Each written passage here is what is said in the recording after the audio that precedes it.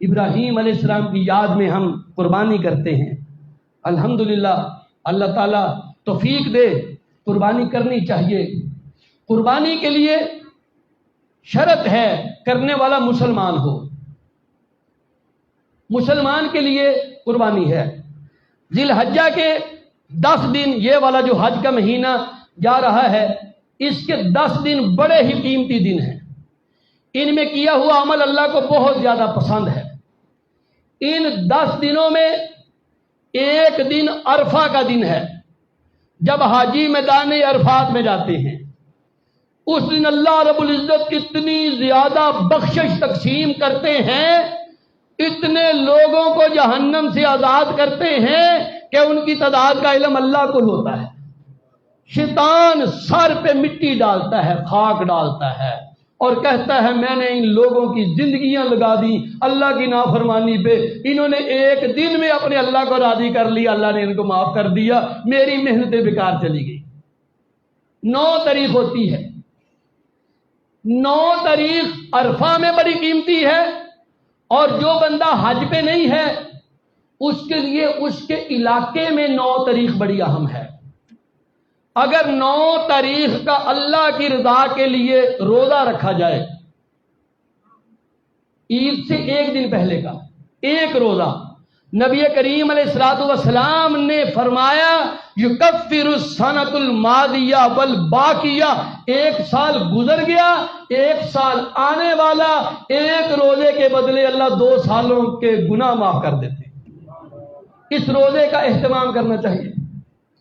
10 تاریخ کو اللہ کے لیے جانور قربان کرنا، جتنا یہ عمل اللہ کو پسند ہے، 10 تاریخ کو اور کوئی عمل اللہ کو زیادہ پسند نہیں ہے۔ اللہ تعالیٰ توفیق دے، قربانی اللہ کے حضور اللہ کو راضی کرنے کے لیے کرنی چاہیے۔ مسلمان کے لیے دوسری شرط، قربانی کی قبولیت کی شرائط میں یہ بات ہے کہ انسان کی زندگی دین کے مطابق بسر ہو رہی ہو، اس کی زندگی نمازی ہو، روزے والی ہو، دینی احکام کو اپنانے والی ہو۔ اگر کوئی شخص بے نماز ہے، اس کی قربانی نہیں ہے، گوشت ضرور کھاتا ہے، قربانی نہیں ہے۔ نبی کریم علیہ الصلوۃ والسلام کو اللہ تعالیٰ نے حکم دیا انا اعطیناک الکوثر فصل لربک وانحر، اے میرے محبوب، ہم نے آپ کو خیر کثیر عطا کی ہے، آپ اپنے رب کے لیے نماز پڑھیں اور قربانی کریں۔ نماز کا ذکر پہلے، قربانی کا ذکر بعد میں۔ نبی کریم علیہ الصلوۃ والسلام نے خود کہا قل ان صلاتی و نسکی، اللہ نے کہا میرے محبوب اعلان کر دے دنیا والوں، ان صلاتی، میری نماز، و نسکی، اور میری قربانی، و محیایا، میری زندگی، و مماتی، اور میری موت، للہ رب العالمین، اللہ کو راضی کرنے کے لیے ہے۔ نماز پہلے، قربانی بعد میں۔ لہذا بے نماز بندہ اپنی قربانی پہ غور کرے کہ اس کے پیسے ضائع جا رہے ہیں، برباد ہو رہے ہیں، صرف گوشت کھا رہا ہے۔ سارے دینی احکام لاگو ہونے چاہیے، غلطی کمی کوتاہی ہو جاتی ہے، وہ ایک علیحدہ معاملہ ہے، اللہ تعالیٰ نے درگزر فرمانی ہے اپنی رحمت سے۔ لیکن ایک بندہ ہے ہی نہیں نمازی، پڑھتا ہی نہیں، کبھی دین کی فکر ہی نہیں، وہ فکر کرے، غور کرے۔ پہلے نماز ہے، پھر قربانی۔ قربانی کے لیے جانور اللہ تعالیٰ نے مقرر کیے ہیں، کن جانوروں کی قربانی ہو سکتی ہے۔ بہیمۃ الانعام کا اللہ تعالیٰ نے ذکر فرمایا ہے۔ بہیمۃ الانعام میں 8 قسم کے جانور اللہ تعالیٰ نے بیان فرمائے ہیں، نام لیے ہیں اللہ تعالیٰ نے۔ اس نام میں جو بھی قسم آ جائے وہ اسی کا حصہ ہوتی ہے۔ مثلا اللہ تعالیٰ نے فرمایا ثمانیۃ ازواج من الضأن اثنین ومن المعز اثنین، ایک ہے غون کی قسم، غاد الف نون غون، یہ جانور ہے جس کو ہم اپنی زبان میں بھیڑ کہتے ہیں، چھترا کہتے ہیں۔ دمبے کا ذکر نہیں ہے اس میں، لیکن دمبے کو بھی اسی میں ہی گنا جاتا ہے، کیونکہ یہ چھترا بھیڑ یہ ہمارے نام ہے، پنجابی نام ہے، یہ کوئی عربی نام نہیں ہے۔ یہ مسئلہ سمجھے یہاں پہ۔ اللہ نے کہا زون، زون کے دو، مذکر بھی مؤنث بھی۔ کئی بندے پوچھتے ہیں جی بکرا تو لگ جائے گا، بکری بھی لگ جائے گی؟ ہاں بھائی بکری بھی لگ جائے گی، بھیڑ بھی لگ جائے گی۔ اللہ تعالیٰ نے مذکر کا بھی ذکر کیا ہے، مؤنث کا بھی ذکر کیا ہے۔ فرمایا زون کی قسم کے دو جانور، مذکر ہو یا مؤنث۔ اب زون کی قسم کے کئی جانور ہیں، کئی ایسے جانور ہیں جو آپ نے ذبح نہیں کیے۔ مثلا آپ نے دمبا کیا ہے، چھترا کیا ہے جو عرب کے علاقے کا تھا۔ ہمارے علاقے میں کئی قسم کے چھترے ہیں۔ مندرا چھترا ہے، چھوٹے چھوٹے ہوتے ہیں، کان نے ایک انگلی جیڈے۔ کجلا چھترا، کجلا وہ لگتا ہے کہ اکھ دے وچ پیچھے پتہ نہیں زخم ہویا، ایڈی لمبی اکھ پچھوں انج کر کے وچ نے ٹک آیا ہے، کہتے ہیں یہ کجلا چھترا ہے۔ کوئی کسی علاقے کا چھترا، کوئی کسی علاقے کا چھترا ہے۔ ہم نہیں کبھی کہتے دیکھو جی نبی پاک نے اے نہیں کیتا جی۔ اللہ کے بندو یہ نام تو ہم نے رکھے، اگر اس چھترے کا نام کو اور کوئی نام رکھ دیں، بھالو رکھ دیں، پھر نہیں ہوئے گا ہے، پھر بھی ہوئے گا، قسم وہی ہے۔ تو زان کی قسم، چھترا کسی قسم کا ہو، بھیڑ کسی نسل کی ہو، کسی علاقے کی ہو، مذکر ہو یا مؤنث ہو، دونوں قربانی پہ لگ جائیں گے۔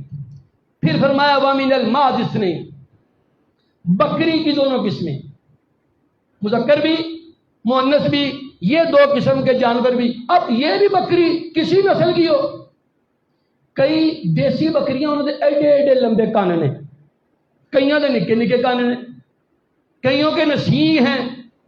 اب کئی ادھر کی آئی ہیں وہ سندھ کے علاقے کے، ان کے وہ چوڑی دار سینگ ہیں۔ تو جس قسم کی بھی بکری ہے، اس قسم کی بکری ہم نے نام رکھا ہے۔ عربی نے کہا ماز، میم عین زا، ماز کی قسم کے جتنے جانور ہیں وہ قربانی پہ لگیں گے۔ پھر فرمایا قُلْ أَذَكَرَيْنِ حَرَّمَ أَمِ الْأُنثَيَيْنِ، آگے جا کر فرمایا وَمِنَ الْإِبِلِ اثْنَيْنِ، اونٹ کی دونوں قسمیں، مذکر بھی مؤنث بھی۔ اب اونٹ کسی قسم کا ہو، دو کوہانوں والا ہو، ایک کوہان والا ہو، سرخ رنگ کا ہو، سفید رنگ کا ہو، خاکستری رنگ کا ہو، کسی رنگ کا اونٹ ہو، رنگ مختلف ہونے کی وجہ سے اس کی قربانی نہیں چھوڑی جا سکتی، کیونکہ وہ اونٹ کی قسم میں آ گیا۔ پھر فرمایا وَمِنَ الْبَقَرِ اثْنَيْنِ، بکر کی دونوں قسمیں، با قاف را، بکر، اس کی دونوں قسمیں، مذکر بھی اور مؤنث بھی۔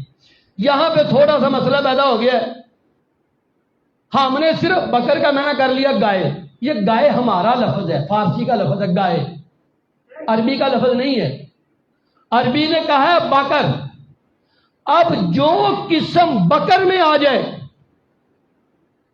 یہ جو بھینس ہم کہتے ہیں بھینس، یہاں پر تھوڑا سا اختلاف ہو گیا ہے علماء کا، کچھ کہتے ہیں بھینس کی قربانی جائز ہے، کچھ کہتے ہیں بھینس کی قربانی جائز نہیں۔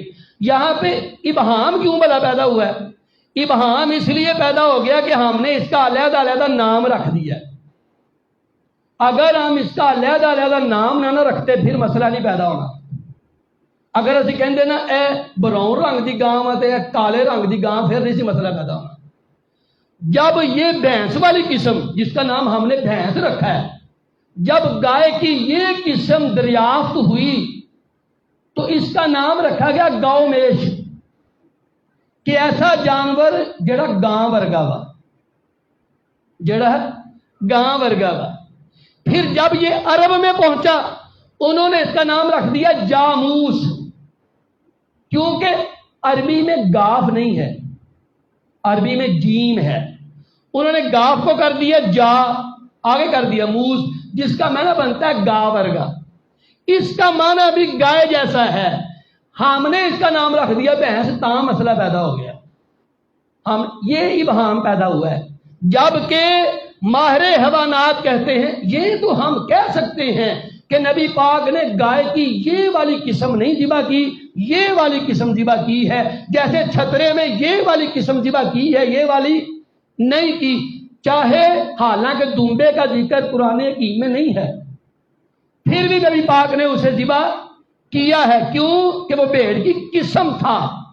اب ماہر حیوانات کہتے ہیں یہ جس کو ہم بھینس کہتے ہیں یہ بکر کی قسم ہے۔ جب یہ بکر کی قسم ہے اس کی باقاعدہ زکوٰۃ وصول کی جاتی ہے، امام احمد بن حنبل رحمہ اللہ کے زمانے تک کسی نے اس پر اختلاف نہیں کیا، بلا اختلاف اس کی قربانی اسی طرح جائز سمجھی جاتی تھی جس طرح جس کو ہم گائے کہتے ہیں اس کی قربانی جائز سمجھی جاتی ہے۔ بعد میں لوگوں نے نام کی وجہ سے پریشانی میں پڑ گئے، ابہام پیدا ہو گیا کہ یہ والی قسم ہو سکتی کہ نہیں۔ ماہر حیوانات نے کہا 30 گائے ہونا اس پہ زکوٰۃ ہے، وہ کہتے ہیں یہ 30 بھینسیں ہوں اس پہ بھی زکوٰۃ ہے۔ سارے حکم گائے والے ہی ہیں جس کا اصل لفظ بکر ہے۔ کئی لوگ کہتے ہیں نبی پاک نے گاں کیتی ہے، قرآن سے گاں کا ذکر آیا، قرآن میں گائے کا ذکر نہیں آیا، قرآن میں بکر کا ذکر آیا ہے۔ بکر کا کون کون بکر ہے؟ بھینس بھی بکر ہے، گائے بھی بکر ہے، بس جس کو ہم گائے کہتے ہیں بھینس کہتے ہیں۔ ابہام پیدا ہو گیا نام کی وجہ سے۔ دوسرا ابہام پیدا ہو گیا، لوگ کہتے ہیں گائے کا مزاج اور ہوتا ہے، بھینس کا مزاج اور ہوتا ہے، اس لیے اس کی قربانی نہیں ہو سکتی، جو نہیں کرنے کے قائل ہیں۔ اللہ کے بندو، مزاج کا فرق تو مردوں میں بھی موجود ہے، عورتوں میں بھی موجود ہے۔ ہم جتنے لوگ بیٹھے ہوئے مختلف مزاج کے لوگ ہیں۔ جی ٹی روڈ پہ نا آج کل سڑک بن رہی ہے، اتنی گرمی 45-46 ڈگری کا درجہ، اتنی گرمی تپش، دھوپ میں نکلا نہیں جاتا۔ ایسے ایسے اللہ کے بندے ہیں اور عورتیں ہیں، لوگ گرم میں سڑک بنا رہے ہیں، گرم لوگ قریب سے نہیں گزرا جاتا، وہ بیچ لگے ہوئے ہیں۔ اب ان کا مزاج مختلف ہے، جو جنگلی لوگ ہیں ان کا مزاج مختلف ہے، جو گرم علاقوں میں رہنے والے ہیں ان کا مزاج اور ہے، ٹھنڈے علاقوں میں رہنے والوں کا مزاج اور ہے۔ ٹھنڈے علاقوں میں رہنے والے گرم علاقوں میں نہیں رہ سکتے، گرم علاقوں میں رہنے والے سرد علاقوں میں نہیں رہ سکتے۔ یہ مزاج مختلف کی کیا بات ہوگی بھائی؟ مزاج مختلف ہونا کوئی معنی نہیں رکھتا۔ اس لیے یہ 4 قسم کے جانور ہیں جن کو مذکر مؤنث کر کے 8 قسمیں ہو گئی ہیں۔ جو اس کی جنس میں آ جائے انشاءاللہ اس کی قربانی کرنی جائز ہے۔ تیسری شرط کہ وہ جانور دوندہ ہونا چاہیے۔ دوندہ کو کہتے ہیں اس کی ایک عمر ہے، کئی لوگوں نے کہہ دیا 1 سال کا ہو، کئیوں نے نہ رکھتا پکا کھیرا ہو۔ کوئی ایسی بات حدیث مبارکہ میں نہیں ہے۔ حدیث پاک نے ہمیں پکے علم پہ رکھا ہے، کچے علم پہ نہیں رکھا۔ وپاریاں دی زبان تے نہیں رکھیا آپاں نوں۔ وپاری تانوں پتہ بکریاں نوں بکرے کر کے دے دیندے نے۔ ٹی وی 'چ وکھان دے سی وہ مجھ ویچن آ گیا، وہ کتے پوچھ کٹی گئی، انہیں نویں پوچھ لے کے نال لا دیتی۔ ان کی زبانوں پہ ہمیں رکھنا تھا۔ یہ کہتے سال دا ہو گیا، پاویں 8 مہینے دا ہوئے۔ شریعت نے کہا سال دیکھنا ہی نہیں ہے، دوندہ جانور دیکھنا ہے۔ دوندے کی پہچان ہے نیچے والے 2 دانت گرے ہوئے ہوں گے، دوبارہ اگے ہوئے ہوں گے، اور تھوڑے سے چوڑے ہو گئے باہر نکلے ہوں گے، آپ کو فوراً پتہ لگ جائے گا۔ پہلے 2 دانت گرتے ہیں ان کو کہتے ہیں دوندہ۔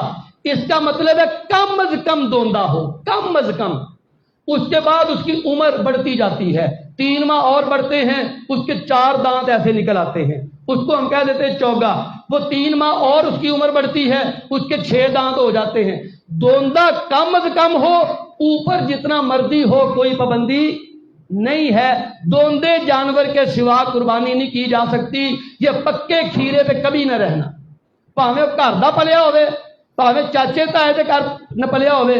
نبی پاک نے فرما دیا لا تذبحوا الا مسنۃ، دوندے جانور کے سوا کوئی جانور ذبح نہیں کرنا۔ فرمایا اگر تمہیں دوندہ جانور نہ ملے الا ان یوسر علیکم، تم پر تنگی ہو جائے۔ تنگی دا مطلب لوگوں کو پتہ نہیں، مہینہ پہلے ہی پتہ لگ جاتا بھی سانو نہیں ملنا، اور لبھی جاؤ بھائی آخری رات تک، کدی لب سکتا ہے، نہیں لبیا حصہ پا لو، اونٹ کی حصہ پا لو، بکر کی حصہ پا لو، تھوڑے پیسے۔ ہاں آپ کا حصہ بھی نہیں پڑا، جانور بھی نہیں ملا، پھر آپ کو دوندہ چھترا بھی نہیں ملا، دومبا بھی نہیں ملا، یا اتنا مہنگا مل رہا ہے کہ آپ کے پاس اتنے پیسے نہیں ہیں۔ حالانکہ ایسے نہیں ہوتا، کئی بار تھوڑا سا ہلکا وزن کا دوندہ مل رہا ہوتا ہے تھوڑے پیسوں میں، لوگ زیادہ پیسے ڈال کے کھیرا لے جاتے ہیں۔ کیوں؟ مسئلے کی سمجھ ہی نہیں ہے، تنگی ہو جائے، مل ہی نہیں رہا، پھر صرف جو زون کی قسم ہے، من الزون جس کو ہم بیڑ کہتے ہیں، جو اس کی قسم ہے یعنی چھترا، پھر یہ لگ سکتا ہے، لیکن اس کے لیے شرط ہے چنگا موٹا تازہ ہوئے، پلیا ہوئے۔ تو یہ بھی آپ خاص خیال کریں، دوندے جانور کے سوا کوئی جانور قربانی پہ جائز نہیں ہے۔ اگر نہ ملے، تنگی ہو جائے، پھر بھی آپ بکرا نہیں کر سکتے، یہ گائے بھینس نہیں کر سکتے، اونٹ نہیں کر سکتے، صرف اور صرف چھترے کی قسم، دمبے کی قسم، بھیڑ کی قسم اگر وہ دوندی نہ ہو وہ آپ ذبح کر سکتے ہیں، لیکن موٹی تازی ہو۔ اور آج کے موضوع کی آخری بات یہ ہے، جو جانور آپ اللہ کے رستے میں ذبح کرنا چاہتے ہیں لنگڑا نہ ہو، کان کٹا ہوا نہ ہو۔ کان کیسے؟ سوراخ نہ ہو اس کے اندر، جیسے یہ کئی ہوتے ہیں جو لوگ یہ جانور لے کے گورنمنٹ کے ادارے ہوتے ہیں، نشانی کے طور پہ جانور کے کان میں سوراخ کر دیتے ہیں، اس کے اندر وہ کارڈ سا کوئی نہ کوئی نمبر ڈال دیتے ہیں۔ جس جانور کے کان میں سوراخ ہو قربانی پہ نہیں لگتا، جس جانور کا کان اوپر سے کٹا ہو وہ قربانی پہ نہیں لگتا، اس طرح کٹا ہوا ہو ترچھا قربانی پہ نہیں لگتا، اوپر سے ایسے کر کے کٹا ہو قربانی پہ نہیں لگتا، لنگڑا جانور نہیں لگتا، کان کٹا ہوا جانور نہیں لگتا، سوراخ والا جانور قربانی کے لیے جائز نہیں ہے۔ سینگ ٹوٹا ہوا ہو، اندر والا سینگ، اوپر کھوپا نہیں، اگر کھوپا کسی وقت لڑتے ہوئے اتر جائے تو وہ اس حکم میں نہیں ہے، جو اندر سینگ ہوتا ہے وہ ٹوٹ جائے تو قربانی پہ نہیں لگتا۔ آنکھ کا اندھا ہو یا کانا ہو وہ قربانی پہ نہیں لگتا، یا جانور اتنا کمزور ہو کہ وہ ہڈیاں گدا ہی نہ ہوئے وہ بھی قربانی پہ نہیں لگتا۔ یہ کوشش کرنی چاہیے۔ یہ کچھ مسائل تھے، انشاءاللہ تعالی عید کی نماز مدرسہ دارالحدیث کے زیر اہتمام یہ قاضی رمضان والی مسجد کے ساتھ کمپنی باغ کے پہلے کونے میں 6:45 بجے انشاءاللہ تعالی ادا کی جائے گی۔ یہ جو بڑی عید ہوتی ہے اس کے لیے مسئلہ ہوتا ہے، عید کی نماز پڑھنے کے لیے جائیں تو بھوکے جانا چاہیے، بغیر کچھ کھائے پیے، الا کہ کوئی بندہ بیمار ہے، شوگر کا مریض ہے، عید کا نماز کا ٹائم لیٹ ہے تو وہ کچھ کھا سکتا ہے مجبوری میں، طاقت ہو ہمت ہو آپ برداشت کر سکتے ہیں، بھوکے جانا چاہیے۔ عید کی نماز کے بعد اگر آپ کا کسائی جلدی مل جائے، جانور جلدی ذبح ہو جائے، اس گوشت کے ساتھ ابتدا کریں کھانے کی تو یہ مسنون عمل ہے۔ لیکن اگر کوئی بندہ اتنی دیر تک نہ ٹھہر سکے تو عید کی نماز کے فوراً بعد کچھ کھا پی سکتا ہے۔ رستہ بدلنا چاہیے آنے کا اور جانے کا۔ عورتوں کو ضرور عیدگاہ میں پہنچنا چاہیے۔ جو عورتیں ان دنوں عید کی نماز کی ان کو یا ویسے نمازوں کی رخصت ہوتی ہے وہ بھی جائیں، نماز نہ پڑھیں لیکن مسلمانوں کی دعا میں شریک ہوں۔ اور ان دنوں میں اور خاص کر 8 تاریخ سے لے کے 13 تاریخ تک تکبیرات پڑھنی چاہیے۔ اللہ اکبر اللہ اکبر، لا الہ الا اللہ، واللہ اکبر اللہ اکبر وللہ الحمد، اللہ اکبر کبیرہ والحمد للہ کثیرہ وسبحان اللہ بکرۃ واصیلا۔ یہ لمبی والی تکبیریں نہ یاد ہوں تو 3 بار کہیں اللہ اکبر اللہ اکبر اللہ اکبر، چوتھی بار کہیں کبیرہ۔ اور جن لوگوں نے قربانی کرنی ہے قربانی کرنے کے بعد اپنی حجامت وغیرہ ساری بنوا سکتے ہیں، اس کی اجازت ہے۔ اور آپ کو پتہ ہے یہ جو مدارس ہوتے ہیں اللہ تعالیٰ کے خاص فضل و کرم سے چلتے ہیں، اللہ تعالیٰ ہی آپ لوگوں کے دلوں میں بات ڈالتا ہے، آپ مدارس کے ساتھ مالی تعاون کرتے ہیں۔ عید کے موقع پر آپ لوگ قربانی کی کھالیں بھی مدارس کو دیتے ہیں، تو مدرسہ دارالحدیث کو اس کام کے لیے موقع دیجئے کہ آپ کا تعاون وہاں پہنچے۔ انشاءاللہ تعالی ہمارے علم کے مطابق اس میں بھی دین کا کام ہو رہا ہے۔ ان کھالوں کا ایک مرکز، ایک مسجد قاضی رمضان والی بھی ہوتی ہے، یہاں سے بھی احباب پہنچتے ہیں، ٹیلی فونوں کے نمبر بھی لکھے ہوتے ہیں، خود بھی آپ کوشش کر کے پہنچا سکتے ہیں۔ اللہ تعالیٰ قبول فرمائے۔ کوئی مسائل شاید سارے آپ کے سامنے نہ بیان ہوئے ہوں، کسی دوست کے دل میں کوئی ایسا مسئلہ آ جائے وہ بعد میں بھی پوچھ سکتا ہے، ابھی دوسرے خطبے میں بھی پوچھ سکتا ہے، انشاءاللہ تعالی اپنے علم کے مطابق آپ کو بتا دیا جائے گا۔ اللہ تعالیٰ سیرت ابراہیمی کو اپنانے کی توفیق عطا فرمائے، قرآن و حدیث کے مطابق زندگی گزارنے کی توفیق عطا فرمائے۔